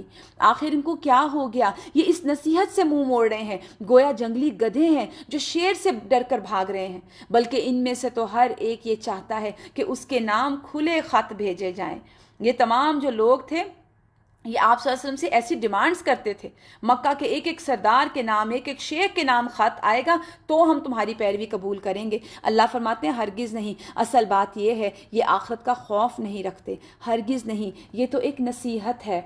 कल्ला इन्नहु तज़किरा फमन शाअ ज़करा वमा यज़कुरून इल्ला अन यशा अल्लाह हुवा अहलुत तक़वा व अहलुल मग़फ़िरा। ये तो एक नसीहत है। अब जिसका जी चाहे इससे सबक हासिल कर ले, और ये कोई सबक हासिल नहीं करेंगे इल्ला ये कि अल्लाह ही ऐसा चाहे, वो इसका हकदार है, और कि उसे तकवा किया जाए, उससे डरा जाए, और उसका अहल है कि तकवा करने वालों को, उसका अहल है कि अल्लाह ताला इस बात का अहल है कि तकवा करने वालों को बख्श दे। अल्हम्दुलिल्लाह सूरह मुदस्सिर मुकम्मल हुई, हम सूरह क़ियामा शुरू करते हैं। बिस्मिल्लाहिर्रहमानिर्रहीम। ला उक़सिमु बियौमिल क़ियामा, नहीं मैं कसम खाता हूँ क़ियामत के दिन की। ये मक्की सूरत है। क़याम से लफ्ज़ है क़ियामा, और क़ियामा का मतलब है हर तौर पर कायम होने वाली, जो कायम होकर रहेगी, यानी क़ियामत, और उसको कायम होने से कोई रोकेगा नहीं। वला उक़सिमु बिन नफ्सिल लव्वामा, नहीं मैं कसम खाता हूँ नफ्स लव्वामा की। देखिए क़यामत का इनकार करने ये लोग करते थे ना अहले मक्का, तो क़यामत का इनकार करते हो तो मैं उसी दिन की कसम खाकर उस क़यामत के आने का पता देता हूँ। अल-क़ियामा यानी वो दिन जब सब दोबारा उठाए जाएंगे, और इसी को फिर आखिरत कहा गया, यौमुल आखिरा यानी वो आखिरी दिन होगा, उसके बाद कोई और दिन आएगा नहीं। और हदीस में आता है हर शख्स के लिए कि जिस दिन कोई शख्स मरता है तो उसकी क़यामत कायम हो जाती है। तो क़यामत के मराहिल में सबसे पहला मरहला हमारी मौत है, फिर बरज़ख, फिर कब्रों से जी उठना, फिर सूर में फूंका जाना, और सूर से जब फूंक मारी जाएगी तो कैसे होगा, जैसे अचानक से कोई उठ खड़ा हुआ। तो इंसान का दुनिया में जो अमल बढ़ता है वो किस चीज़ से बढ़ता है, वो आखिरत पर यकीन से बढ़ता है। आप देखिए बड़े से बड़ा मसला हो जाए ना तो इंसान कहता है कोई बात नहीं, दुनिया में है ना, कट जाएगा। कोई बड़े से बड़ा प्यारे से प्यारा हमारा चला जाए, हम क्या सोचते हैं, कोई बात नहीं, दुनिया की जुदाइयाँ हैं ना, कट जाएंगी। इंसान को अपनी आखिरत के लिए जब इंसान एफर्ट करता है, सदका करना, इंसान दुनिया में सदका करता है, क्यों कि मैं आखिरत में जाऊंगा तो मुझे मिलेगा। बहुत सी बातें हम लेट इट गो कर देते हैं, इग्नोर कर देते हैं कि वो आखिरत में हमें मिल जाएंगी। तो यहाँ आखिरत का पता दिया जा रहा है, ला उक़सिमु बियौमिल क़ियामा, नहीं मैं क़यामत के दिन की कसम खाता हूँ। फिर फरमाया वला उक़सिमु बिन नफ्सिल लव्वामा। ये नफ्सिल लव्वामा क्या है, नफ्स क्या है? नफ्स से जो है ज़्यादा दुरुस्त राय यही है कि रूह मुराद है, और यहाँ नफ्सिल लव्वामा का जिक्र है। कुरान में बहुत सारे नफूस का जिक्र किया गया, जैसे नफ्स लव्वामा, नफ्स मुतमइन्ना, नफ्स अम्मारा। तो लव्वामा जो है वो दोनों तरह से आता है, अच्छी सिफ्त में भी आता है और मुजम्मत की गई सिफ्त में भी आता है। अगर अच्छा है तो नफ्स लव्वामा कब कब काम करता है अच्छी सिफ्त में, जब कोई अच्छा अमल छूट जाए, मिसाल के तौर पर नमाज चली गई, लेट हो गई, तो नफ्स लव्वामा हरकत में आता है, मुलामत करता है, माफ़ नहीं करता, पिंच करता है कि नहीं बहुत गलत हुआ। इसी तरह बुरे अमल पर पिंच करता है, नेक अमल पर राज़ी नहीं होने देता ना, बल्कि कहता है और करो और करो। ये है नफ्स लव्वामा, मुलामत करने वाला नफ्स। इसके बाद हर काबिल मुलामत करने वाला नफ्स पर मुलामत करने वाला, फिर दूसरों को मुलामत करने पर मुलामत करने वाला, यानी कभी आपने किसी का कोई हक पर होते हुए आपने किसी से ज़्यादा गुस्सा कर लिया, किसी को ज़रा डांट में ज़्यादा डोज दे दिया, तो ये नफ्स लव्वामा खड़ा हो जाता है कि नहीं तुमने बुरा किया। ये हमारे अंदर जो एक नफ्स है जो हमें हमारी गलतियों पर मुलामत करता है, उसकी कसम खाई जा रही है। फिर अगर इस नफ्स को हम मुजम्मत के मानी में लें तो बुरे अमल की वजह से मुलामत किया जाना, यानी ऐसा नफ्स बुरा अमल करने पर मुलामत किया जाता है, यानी बुरा अमल जो नफ्स करता है उस पर वो मुलामत किया जाता है। आजमाइशों पर ये नफ्स सब्र नहीं करता तो इस नफ्स की मुलामत की गई कि ये नफ्स दुरुस्त नहीं है, ये गलत तरीके का आपको एटीट्यूड सिखा रहा है। ये नफ्स की कसम क्यों खाई गई? क्योंकि देखिए ये नफ्स की कसम इसलिए खाई गई है कि वो अंदाज़ है कि बताया जा रहा है कि खुद अपने अंदर झांक कर देखो, अपने आप से पूछो कि क्या अमल कर रहे हो, क्या सज़ा जज़ा होनी चाहिए तुम्हारे इस अमल की। और यहाँ पर यही चीज़ बताई गई कि खुद अपने आप को जवाब दो। फिर आगे फरमाया अयहसबुल इंसानु अन्न नजमा इज़ामा, क्या इंसान ये समझ रहा है कि हम उसकी हड्डियों को जमा नहीं कर सकेंगे? क्योंकि अहले मक्का यही कहते थे ना कि पता नहीं हम उठाए जाएंगे कि नहीं उठाए जाएंगे। अल्लाह फरमाते हैं बला, क्यों नहीं, क़ादिरीना अला अन नुसव्विया बनाना, हम तो उसकी उंगलियों की पोर पोर तक बना देने पे कादिर हैं। اور یہ آج دیکھیے سائنٹیفکلی آج اس چیز کو پروف کیا جا رہا ہے کہ 7 بلین لوگوں میں سے ہر ایک کے الگ الگ فنگر پرنٹس ہیں. اسکن کی کتنی ہی لیئرز ہوں، جب کوئی ایک لیئر اترتی ہے اور اس کے اوپر دوسری لیئر آتی ہے تو وہی والے فنگر پرنٹس واپس آ جاتے ہیں. اور آپ دیکھیے کہ مجرموں کو پکڑنے کا سب سے بہترین طریقہ کیا ہے؟ قیامت کے دن بھی یہی گواہی دیں گے، یہی ہاتھ گواہی دیں گے، یہی فنگر پرنٹس گواہی دیں گے. آج بھی مجرموں کو پکڑنے کے لیے یہی فنگر پرنٹس استعمال ہوتے ہیں. تو مراد یہ ہے کہ اللہ سے یہ امید نہیں رکھتے کہ اللہ ہڈیاں اکٹھی کرے گا. اللہ تو ان کے فنگر پرنٹس تک دوبارہ بنا دے گا. ہڈیاں کیسے جمع نہیں ہوں گی؟ فنگر پرنٹس تک واپس آ جائیں گے. بل یرید الانسان لیفجر امامہ، بلکہ انسان چاہتا ہے کہ آگے بھی بدعمالیاں کرتا رہے. یعنی انسان آخرت کو کیوں نہیں ماننا چاہتا، اپنے اعمال کیوں نہیں بدلنا چاہتا، گناہوں پر توبہ کیوں نہیں کرنا چاہتا. وہ چاہتا ہے کہ جو مزے کی زندگی وہ گزار رہا ہے، جو سکون کی زندگی وہ گزار رہا ہے، جو اپنی مرضی کی زندگی وہ گزار رہا ہے وہ گزارتا رہے. گناہوں سے پیچھے نہیں ہٹنا چاہتا، گناہوں میں ترقی کرنا چاہتا ہے. آپ دیکھیے موت کو یاد نہیں کرنا چاہتا، گناہوں کا ارتکاب کرتا رہتا ہے. ہم کیوں موت سے ڈرتے ہیں؟ کیونکہ ہمیں ہمارے اعمال پتہ ہے کہ ہم کیا کر کے آئے ہیں. آخرت کا انکار، قیامت کا جھٹلانا تاکہ جہنم کی سزا نہ ملے. تو مگر انسان کیا چاہتا ہے کہ یہ بدعمالیاں کرتا رہے. پھر پوچھتا ہے کہ یہ قیامت کب آئے گی. بل یرید الانسان لیفجر امامہ یسأل ایان یوم القیامہ فاذا برق البصر. کہا گیا کہ جب آنکھیں چندھیا جائیں گی، دیدے پتھرا جائیں گے. یہ بہت ہی سخت آیت ہے. آپ دیکھیے آنکھیں کب چندھیاتی ہیں؟ جب آپ کسی بہت چمکدار چیز کو دیکھیں تو وہ تھوڑی دیر کے لیے اندھی ہی ہو جاتی ہیں. مراد کیا ہے؟ آنکھیں چندھیا جائیں گی، اشارہ ہے بینائی کے جانے کی طرف. اور یہ وقت کب آئے گا؟ موت کے وقت. دیکھیں موت کے وقت کیا ہوتا ہے، پہلے تو نگاہ جو ہے وہ روح کا پیچھا کرتی ہے نا. وہ جو آنکھیں پھٹ جاتی ہیں تو وہ نگاہ جو ہے وہ روح کا پیچھا کرتی ہے اور پھر آنکھوں کو بند کر دیا جاتا ہے، آنکھیں ڈھانپ دی جاتی ہیں. تو یہاں پہ اسی چیز کا ذکر ہے فَإِذَا بَرِقَ الْبَصَرُ. پھر اس کے علاوہ آپ دیکھیے آنکھیں کب چندھاتی ہیں؟ جب فرشتے جان نکالنے آتے ہیں. اس کو آپ اس طرح سمجھیے، مثال کے طور پر آپ کے سامنے اچانک سے کہیں آپ بیٹھے ہوئے اور اچانک سے کوئی ایک مخلوق آ گئی، کوئی جن سامنے آ گیا تو کیا ہیبت ہوتی ہے، انسان کی آنکھیں پھٹ جاتی ہیں، یہ کیا ہوا. تو اسی طرح فرشتے جب نمودار ہوں گے وہ اچانک سے ہوں گے اور بہت سارے ہوں گے اور انسان کی آنکھیں چندھیا جائیں گی. کیونکہ ان سین چیزوں کو جب انسان دیکھے گا تو وہ گھبرا جائے گا، گھبراہٹ کے مارے آنکھیں پھٹ جائیں گی، پھٹی کی پھٹی رہ جائیں گی. فَإِذَا بَرِقَ الْبَصَرُ. پھر فرمایا اس قیامت کو دیکھ کے بھی انسان کی آنکھیں دہشت سے پھٹ جائیں گی. وَخَسَفَ الْقَمَرُ. خسف کہتے ہیں زمین میں دھنسنا. آنکھوں کی روشنی گئی، چاند گیا تو پھر رہے گا کیا؟ روشنی کہاں سے آئے گی؟ کمر کا بھی خسف ہو جائے گا، چاند بھی چھپ گیا، دھنس گیا، آنکھیں بھی اندھی ہو گئیں. وہاں پہ پھر اعمال کی روشنی کام آئے گی. وَجُمِعَ الشَّمْسُ وَالْقَمَرُ. اللہ سبحانہ تعالیٰ فرماتے ہیں جمع کر دیے جائیں گے سورج اور چاند، دونوں اکٹھے ہو جائیں گے، مغرب سے اکٹھے طلوع ہوں گے. یہ بھی کہا گیا کہ ان کو گرہن لگ جائے گا، دونوں اندھیرے میں ڈوب جائیں گے. یہ بھی کہا جاتا ہے کہ ان دونوں کو اللہ سبحانہ تعالیٰ سمندر میں پھینک کے ختم کر دیں گے. یہ بھی کہا جاتا ہے کہ جہنم میں جلا دیے جائیں گے. اور انسان کی حالت کیا ہوگی؟ اب آگے دیکھیے، یقول الانسان یومئذ این المفر. انسان کہے گا میں آج کہاں بھاگ کر جاؤں؟ جہنم سے، حساب سے بچنے کے لیے مومن اور کافر دونوں کہیں گے آج کہاں بھاگوں، آج کہاں بچاؤں اپنے آپ کو. اللہ فرماتے ہیں کلا لا وزر. کوئی حفاظت، کوئی تحفظ کی جگہ نہیں، کوئی جائے پناہ نہیں ہوگی. الی ربک یومئذ المستقر. مستقر ٹھکانہ، لوٹنا اس روز تیرے رب کی طرف جا کر ٹھہرنا ہوگا. جنت والے جنت میں چلے جائیں گے، جہنم والے جہنم میں چلے جائیں گے.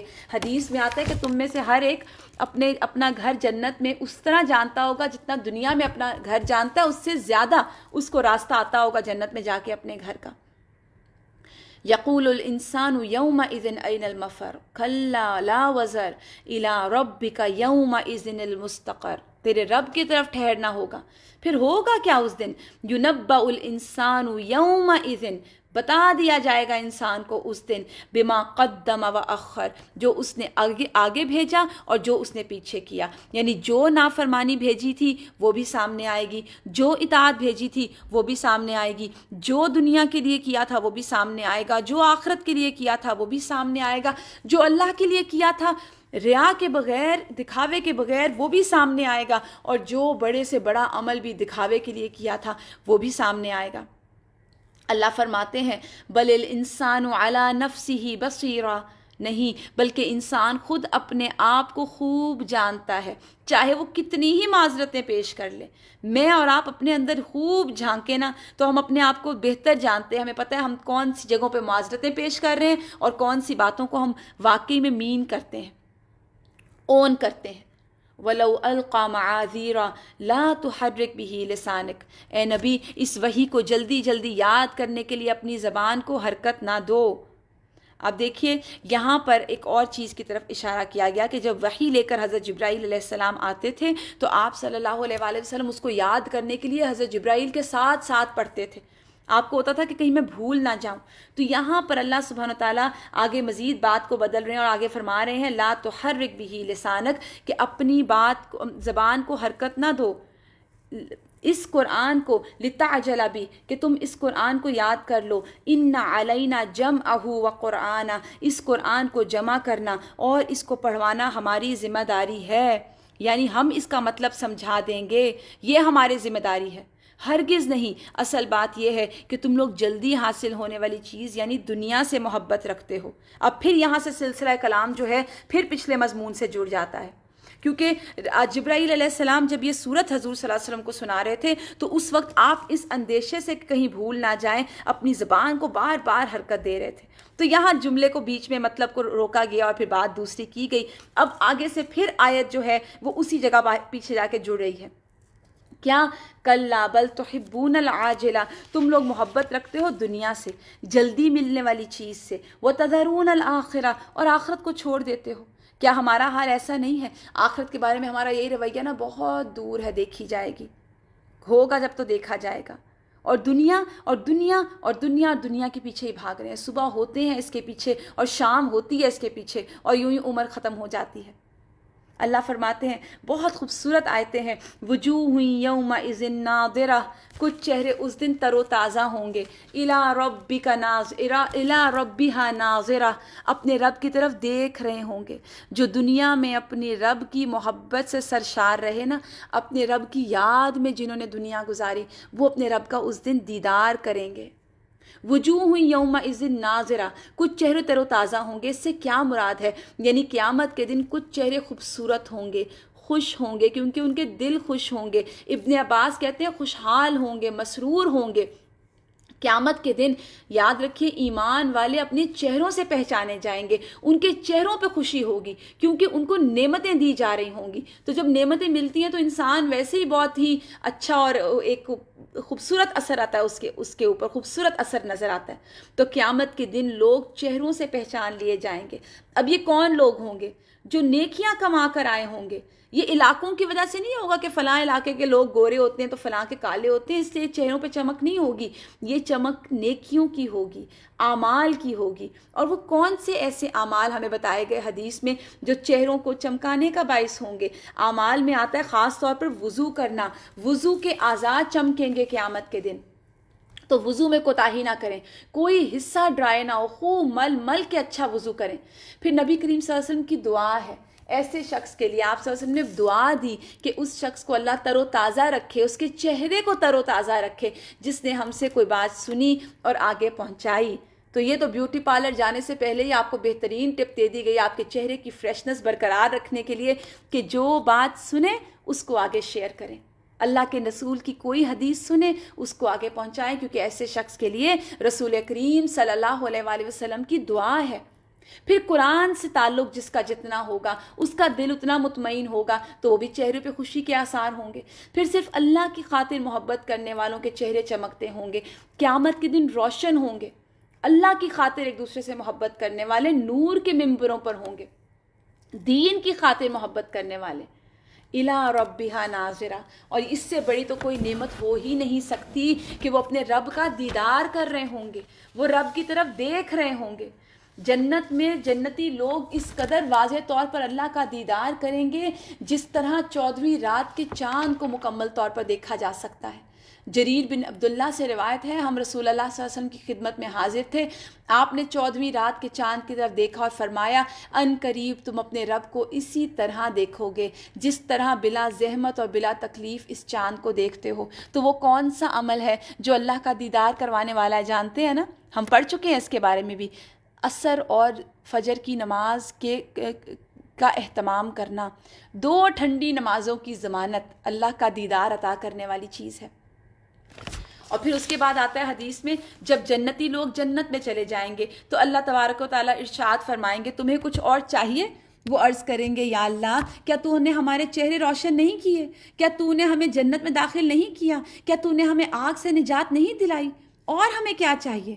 پھر اچانک جنتیوں اور اللہ کے درمیان پردہ اٹھ جائے گا اور جنتیوں کو اپنے رب کی طرف دیکھنا ہر اس چیز سے زیادہ محبوب لگے گا جو وہ جنت میں دیے گئے۔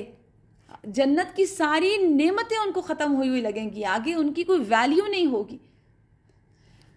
اس کے بعد آپ دیکھیے رسول اللہ صلی اللہ علیہ وآلہ وسلم اللہ کے دیدار کے لیے دعائیں بھی کیا کرتے تھے، مسنون دعاؤں میں آپ کو وہ دعا ملے گی۔ اور پھر اس کے بعد حدیث میں آتا ہے، انس بن مالک روایت کرتے ہیں، ایک طویل حدیث ہے، میں چاہتی ہوں کہ آپ اس کو سنیں اور آپ اس کو شیئر بھی کریں۔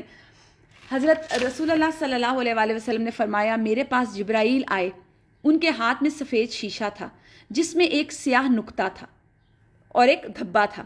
میں نے پوچھا یہ کیا ہے؟ جواب ملا یہ جمعہ ہے۔ اس میں کالا دھبا کیا ہے؟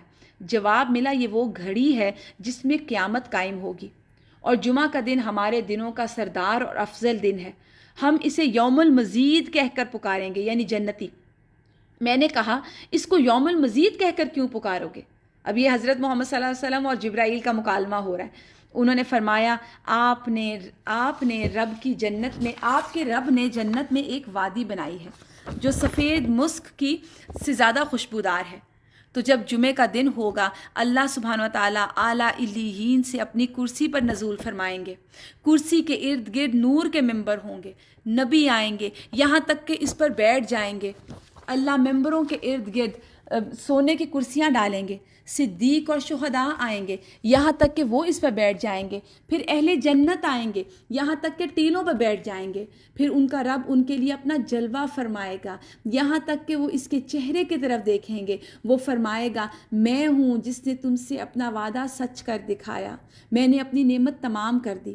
یاد رکھیے کہ یہ جو دیدار الہی ہے نا، اللہ سبحانہ تعالیٰ کا جو دیدار ہے، یہ کچھ لوگ روز کریں گے اور کچھ جمعے کے جمعے کریں گے۔ اللہ تعالیٰ ہمیں توفیق دے اور اللہ ہم سے وہ عمل کروائے کہ اللہ ہمیں بھی اپنا روزانہ جنت میں دیدار کروائے۔ پھر اللہ فرمائیں گے یہ وہ مقام ہے، میں نے سچ کر دکھایا، میں نے اپنی نعمت تم پر تمام کی، یہ وہ مقام ہے جس میں میں اپنے بندوں کی تکریم کر رہا ہوں، یعنی عزت کر رہا ہوں، سو تم مجھ سے مانگ لو۔ چنانچہ وہ اس کی رضامندی کا سوال کریں گے۔ دیکھیں مومن کی سب سے بڑی تڑپ یہ ہوتی ہے نا کہ اللہ راضی ہو جائے۔ جب اللہ پوچھیں گے کہ کیا چاہیے تو وہ کہے گا اللہ بس آپ راضی ہو جائیں۔ اللہ فرمائے گا میں راضی ہوں، اسی وجہ سے تو تم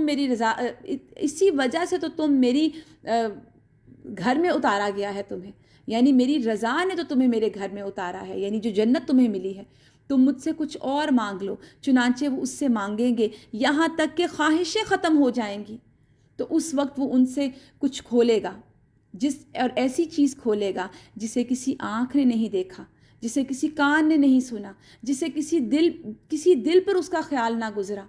یہ اتنے وقت میں ہوگا جتنا وقت لوگوں کو جمعے کے دن گھر واپس آنے میں لگتا ہے، یعنی یہ پورا پروسیس ہوگا۔ پھر تبارک و تعالیٰ اپنی کرسی پر تشریف رکھیں گے اور اس کے ساتھ شہداء اور صدیق بھی چڑھیں گے، بالا خانے والے اپنے بالا خانوں میں واپس چلے جائیں گے۔ وہ سفید موتی ہوں گے جن میں کوئی دراڑ نہ ہوگی، کوئی عیب نہ ہوگا، یعنی ایسے گھر ہوں گے۔ سرخ یاقوت کے اسی سے کمرے بنے ہوئے ہوں گے، اسی میں نہریں جاری ہوں گی، اسی میں ان کے پھل اور میوے جھکے لٹک رہے ہوں گے، اور اس میں ان کی بیویاں اور خدمت گزار ہوں گے۔ وہ جمعہ کی طرف جانے سے بڑھ کر کسی چیز کے محتاج نہ ہوں گے، تاکہ وہ اس میں مزید کرامات حاصل کریں، مزید اللہ کا دیدار کر لیں۔ اسی لیے اس دن کو یوم المزید کے نام سے پکارا جائے گا۔ تو یاد رکھیے جمعہ کا دن جو ہے وہ مسلمانوں کے لیے عید کا دن ہے، امپورٹنٹ دن ہے، اور یہاں پر تو الی ربہا ناظرہ میں یوم المزید اس کو کہا گیا۔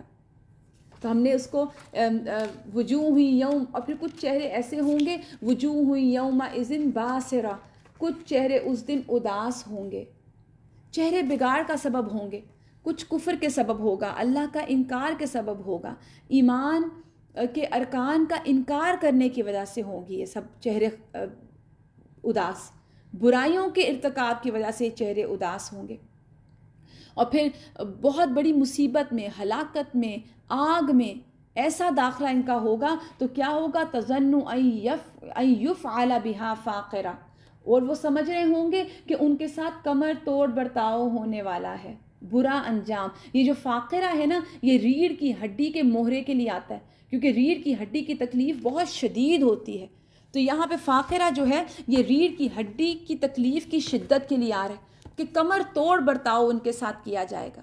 یہ چہرے کیوں اس طرح اندھیرے اور ذلت میں ہوں گے؟ کیونکہ جھوٹ، تکبر، یہ تمام گناہ جو ہیں یہ چہروں کی سیاہی کا باعث ہیں۔ لوگوں سے سوال کرنے والا جو ہے قیامت کے دن، بھکاری جو ہے، اس کے بارے میں آتا ہے کہ وہ چہرہ لے کر آئے گا جس پر گوشت نہیں ہوگا۔ تو چہرے بگڑے کیوں ہوں گے؟ اعمال کی وجہ سے۔ تظن ان یفعل بها فاقرہ، اور وہ سوچ رہے ہوں گے کمر توڑ کے رکھ دینے والا برتاؤ ہوگا، بہت بڑی مصیبت آنے والی ہے، بہت بڑی ہلاکت ہے، آگ میں داخلہ ہے، برا انجام ہے۔ اللہ فرماتے ہیں کلا اذا بلغت التراقی وقیل من راق، ہرگز نہیں، جب جان حلق تک پہنچ جائے گی اور کہا جائے گا اب کوئی ہے جھاڑ پھونک کرنے والا، یعنی جب یہ والا ٹائم بتایا جا رہا ہے کہ جب وہ ڈاکٹرز بھی جواب دے دیتے ہیں تو اللہ تعالیٰ آپ پوچھ رہے ہیں کوئی ہے جو جھاڑ پھونک کرے، کوئی دم درود کرو اور کوئی جھاڑ پھونک کر کے جان واپس لے آئے۔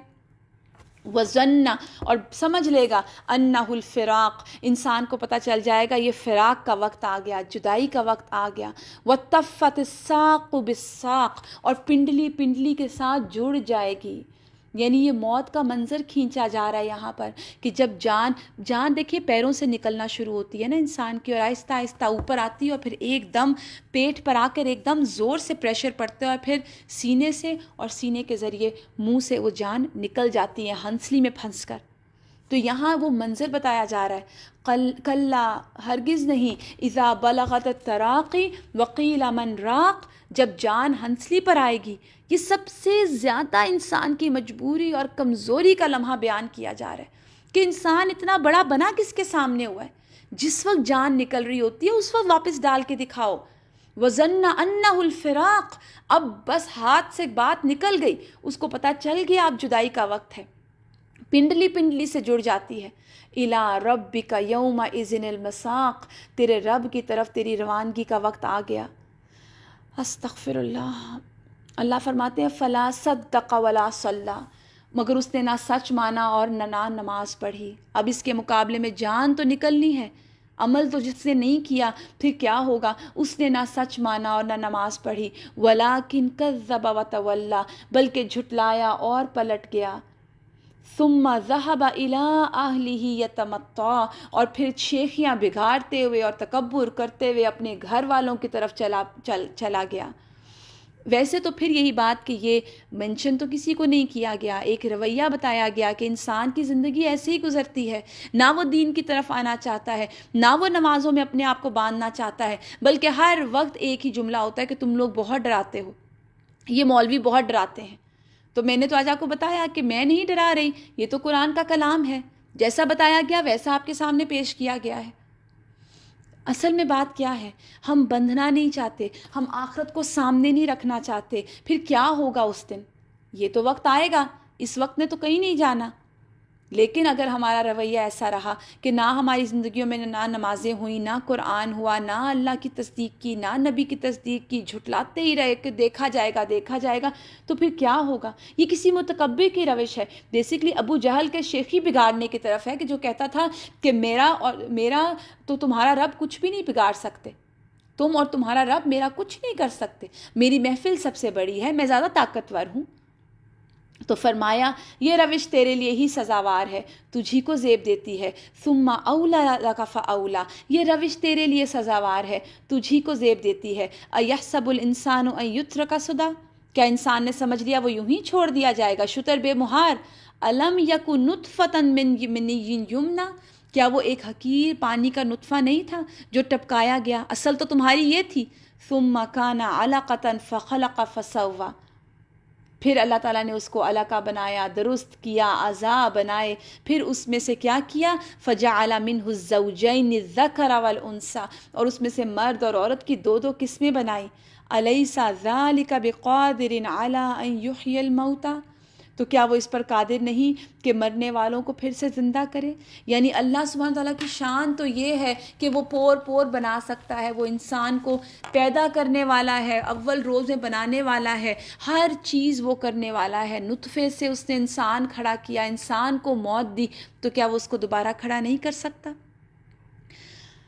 اللہ تعالیٰ سے دعا ہے کہ اللہ تعالیٰ ہمارے عقائد اور ایمان کو بالکل درست سمت میں چلائیں، اور اللہ تعالیٰ ہمیں بھی اہل جنت میں ان لوگوں میں شامل کریں جو اپنے رب کا دیدار کرنے والے ہوں۔ وآخر دعوانا ان الحمد للہ رب العالمین، سبحانک اللہم وبحمدک، نشہد ان لا الہ الا انت، نستغفرک ونتوب الیک، سبحان ربک رب العزۃ عما یصفون، وسلام علی المرسلین، والحمد للہ رب العالمین۔ السلام علیکم ورحمۃ اللہ وبرکاتہ۔